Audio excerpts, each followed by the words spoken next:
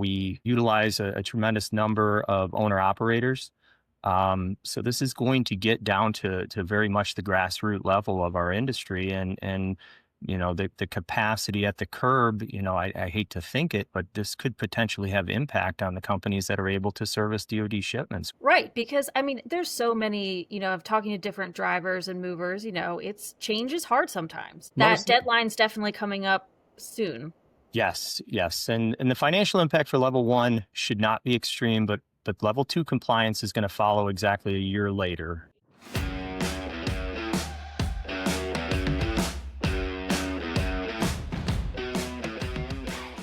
Welcome to Short Views. I'm Katie McMichael, Executive Director of Movers for America, and today we are joined by the fabulous Mike and Mike team from National Van Lines.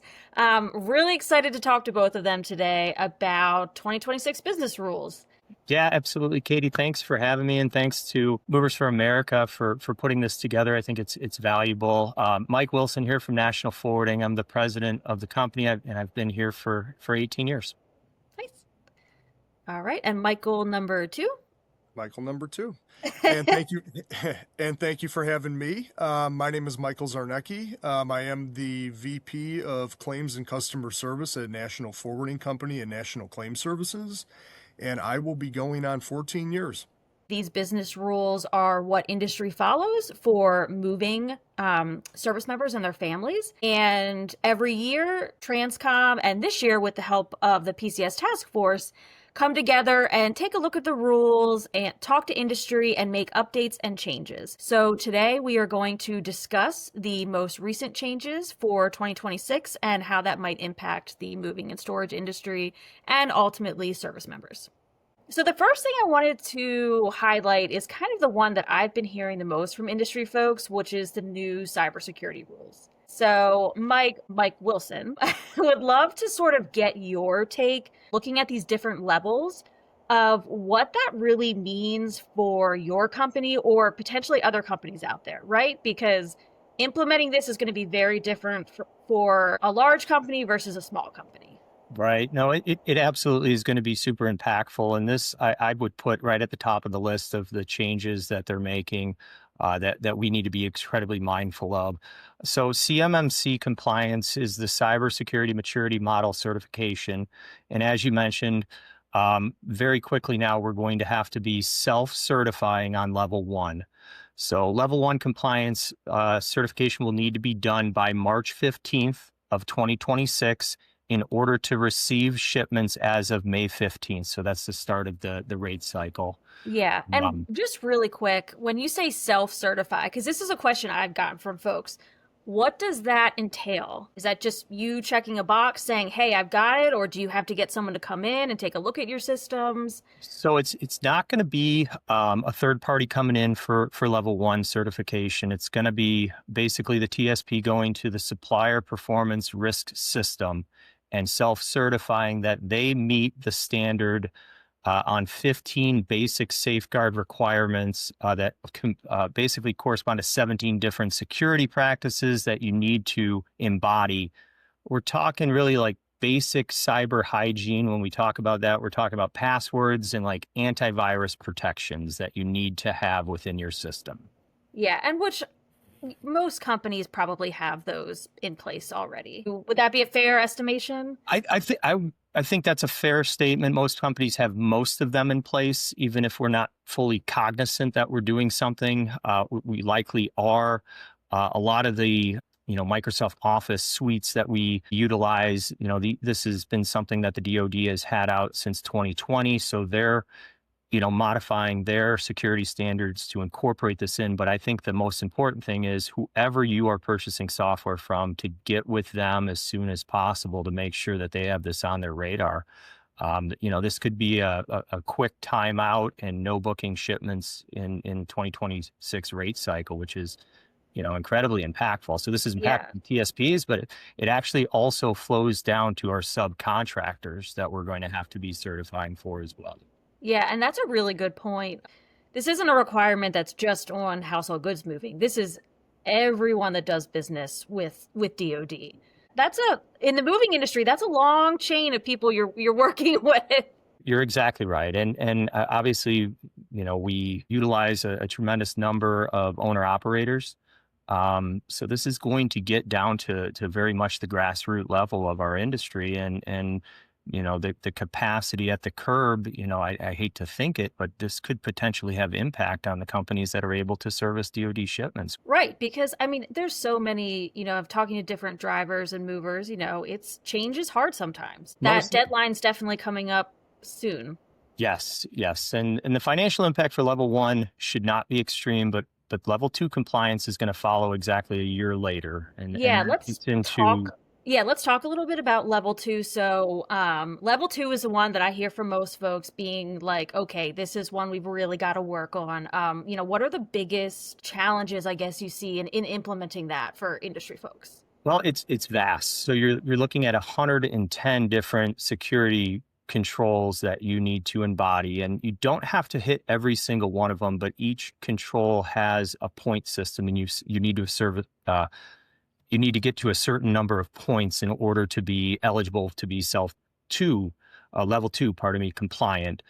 So you're talking about things like multi-factor authentications, system and communication protections, and then incident response and monitoring. So you're really getting down into the nitty-gritty of cybersecurity and trying to, protect the information that you withhold within your system. So now let's scoot over to Michael number two, because I will butcher your last name if I try and say it. That's okay. I'm not even going to try.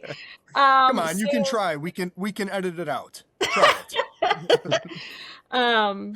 Yeah, so let's talk claims, because there was obviously changes in the business rules, but what claims changes really stuck out to you the most in terms of trying to plan for 2026? Sure. Well, I can tell you that the inconvenience rules and the changes there are going to be the biggest one for us. There were other changes throughout the documents, but the inconvenience claims rules also fall under the tender of service. They don't even fall under the actual claims business rules. So one of the challenges that we sometimes have with new adjusters and explaining the parameters to service members is, guess what? Those rules are not in the business rules. You actually have to look in a different document for them. Oh, that's very interesting. I don't think I realized that. Yep. And I think we've been asking for them to be combined in the business rules, but that has yet to happen. But anyway, so probably the biggest change right now with the inconvenience rules is we've gone from a 7-day cap per diem for a service member only. That's meals and incidentals. So if the shipment is 15 days late and there's a 7-day cap on that, they could take their 7-day per diem rate. Or if their costs exceed what that flat rate is, they could always submit receipts for days 8 and beyond. Okay. Or receipts really for the entire period if they feel that the flat rate does not cover their expenses. Sure. And then that includes dependents now too? Well, that's the big change now, is it's going to include dependents. And one of the big questions that we've had is, well, how do we know how many dependents there are? How do we know their ages? You go down just such a rabbit hole that you really have some questions as to how much am I supposed to pay this person? That's why it was nice having it very clear cut for service member per diem, meals and incidentals only. And if they submit receipts, then you go down that road of dependents. But now what the proposed change was still the flat rate for the service member at 100%, meals and incidentals 100%, with a dependent over the age of 12 at 75% of the service member's rate, and anyone under 12 at 50%. But we were also very curious as to where we were going to find out how many dependents. We were first told it was maybe going to be a DPS upload, that it was a document that we could pull and find out. Then the idea was pitched that it was maybe going to be their actual orders, which I've only seen a handful of those in 14 years that I've worked here. Sure. Or a form called the DD 5884, which will list out the dependents and their dates of birth, which I think that's PII that you can't show us. Yeah. So what I guess what the proposal is now is that the dependents will simply be verified by the service member on the inconvenience claim form. So we're somewhat back at square one that we go, so how do we know if there's 8 dependents, one Right. dependent? You don't really know.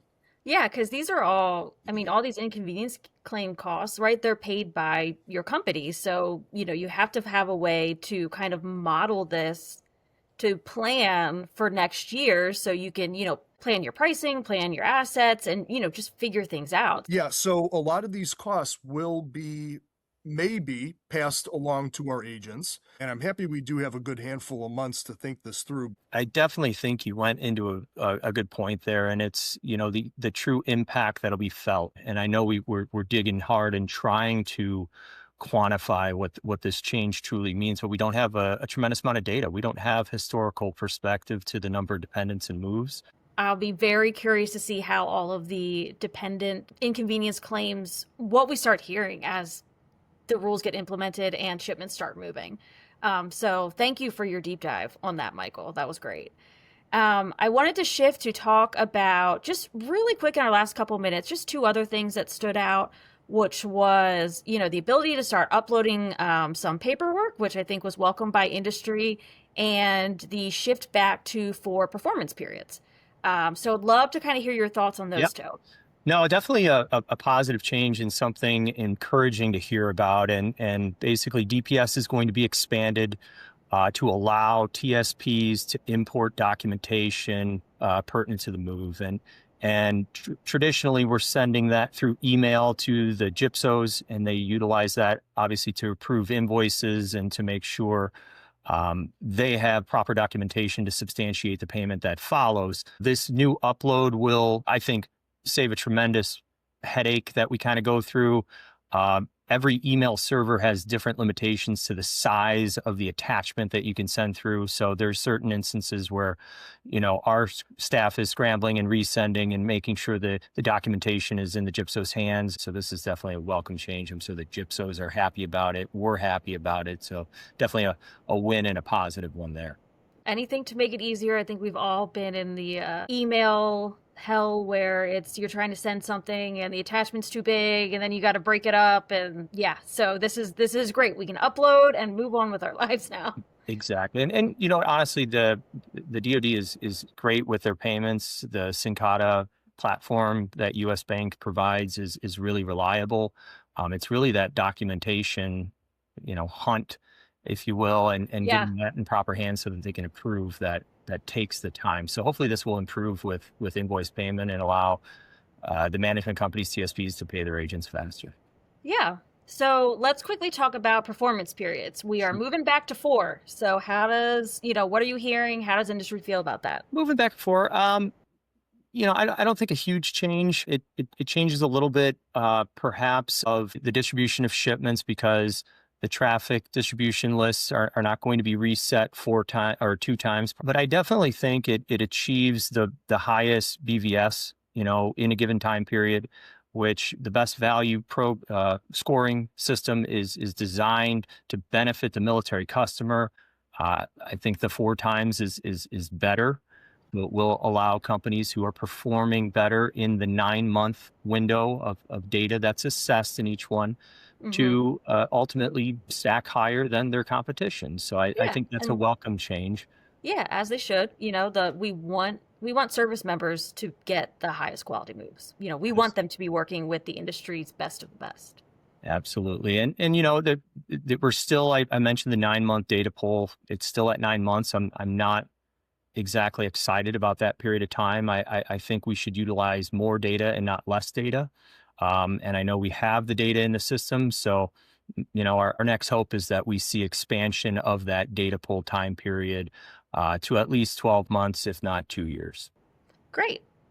Well, thank you both so much for hopping on here, talking about the business rules, just kind of breaking down the highlights. I know Movers for America, we are going to keep monitoring how these business rules kind of fold into the realities of military moving coming up. And, hopefully at the end of the day, this is all going to be better for the moving industry and service providers. So Thank you both for joining us today. Thank you for having me. It's been a pleasure.